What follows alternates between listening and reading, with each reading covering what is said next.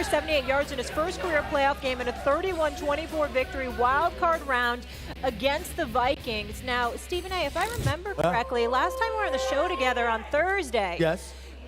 All of a sudden, you were a fan of the Vikings and Kirk Cousins, and you were like, I don't even know, Darius Slayton, who? You don't even have any receivers. And then we just went out there and put on a clinic. Okay. So I'm just wondering, are you feeling like a believer today? First of all, I don't have a problem with it. Daniel Jones played lights out. Sure did. Saquon Barkley is that dude. He's going to get himself a new hefty contract. That's number two. Yes, I picked the Minnesota Vikings to win this game. I thought they were the better team. I was wrong. But in the process of picking them, what did I say?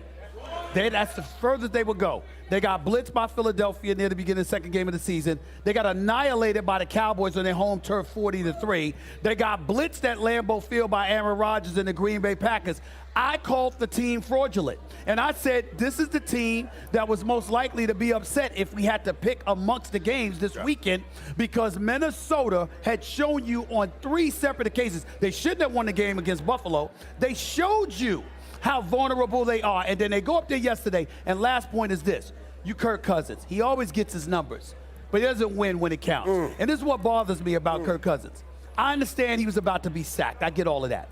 Damn it, throw the ball at 8 yards. If it's 4th and 8, what are you dipping at 3 yards for? It's just like, why? So you could say you completed the pass and then he didn't advance? It's ridiculous. Go for the first down. And it's stuff like that that just reminds you of what the Minnesota Vikings were not this season. Can I just say one other thing? Dable, oh my goodness. Yeah, I agree. What a great hire. I agree. He coached a heck of a game, right, Troy? Well, we had him back.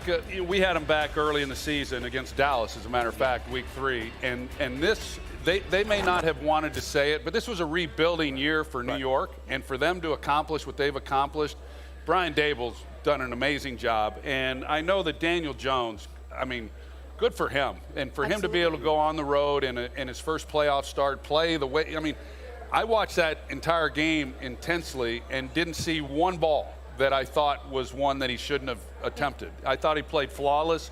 He, of course, ran the ball well. He did everything that you have to do. I think Mike McCarthy said it. He said it when they signed Dak Prescott a year ago, that defense wins championships, but quarterbacks win Super Bowls. And you have to play at a high level at that position if you're going to have success in the postseason.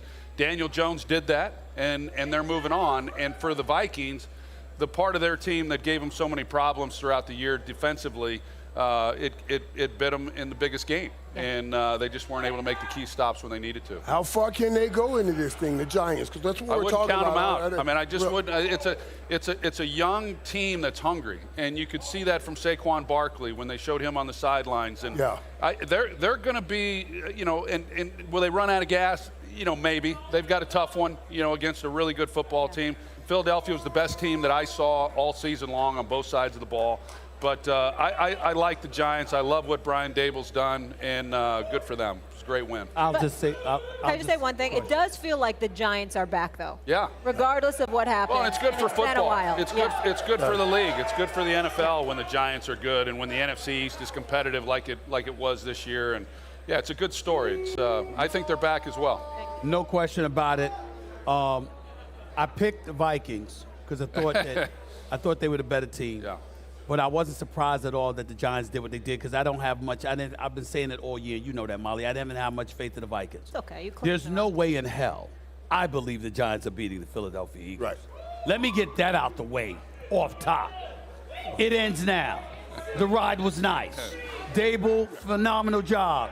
Daniel Jones, Saquon Barkley, the rest of the crew, absolutely. I'm clipping it. But Philadelphia is a different animal than the Minnesota Vikings.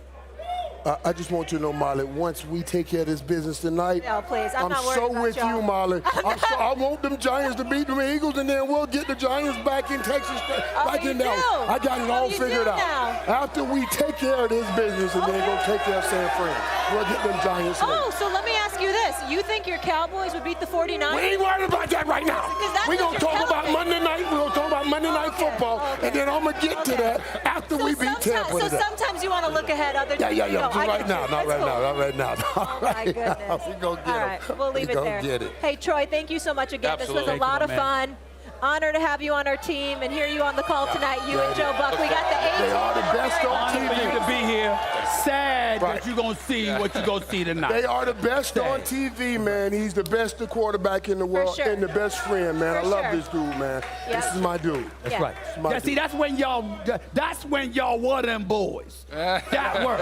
That's when y'all were them boys. And Troy, you understand my life that I can't get I because feel you've been for it. around this guy. I appreciate you. You're sandwiched between them. Coming up on First Take live from Tampa. Thank you all for showing up. What an incredible crowd. One more for you while I have you. We have had a lengthy discussion here this morning about Lamar Jackson, whose team loses last night in a close game. He wasn't there, didn't travel with them. I know last week on First Take, you were suggesting that perhaps they seriously need to entertain trading him. Having seen the way last night went, what is your quick take on Lamar Jackson this morning?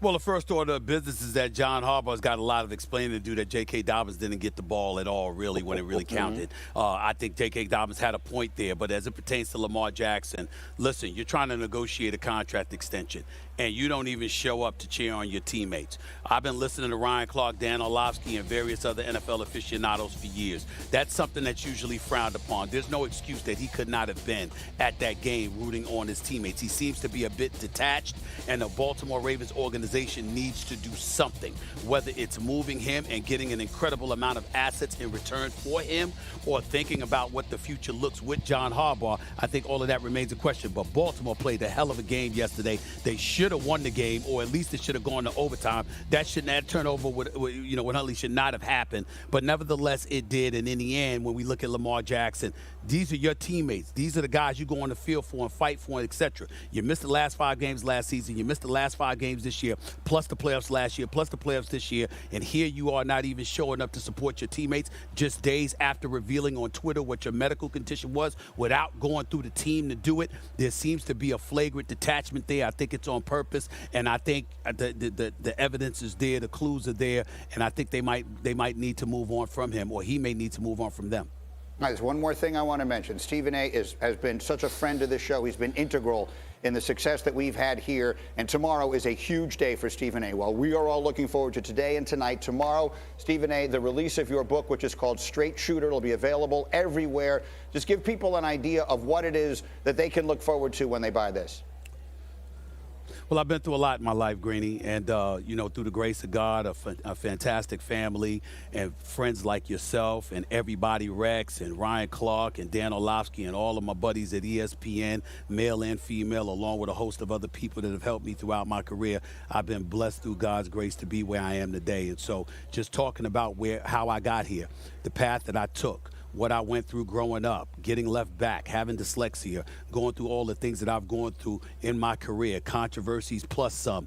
I talk about it all, and it's in the book, and I just want to thank everybody, all my friends, all my loved ones, my family members, of course, you guys. I love y'all to death, and I really appreciate the support. And so tomorrow, it's been long overdue. I held off on writing this for a decade. I promised my mom that I would never write it until she passed away. That was a promise, a vow that she made me make to her, and I kept that vow, but it was time to do it, so I finally did it through my family's blessing, and it's out. It's out everywhere tomorrow.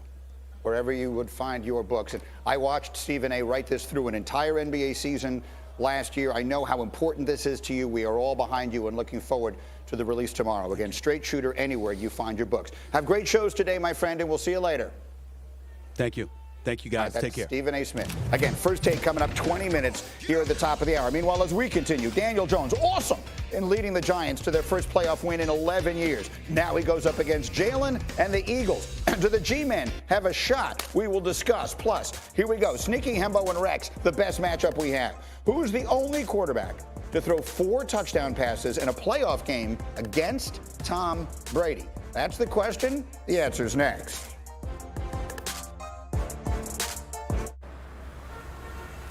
Be like sheesh, sunset on the beach.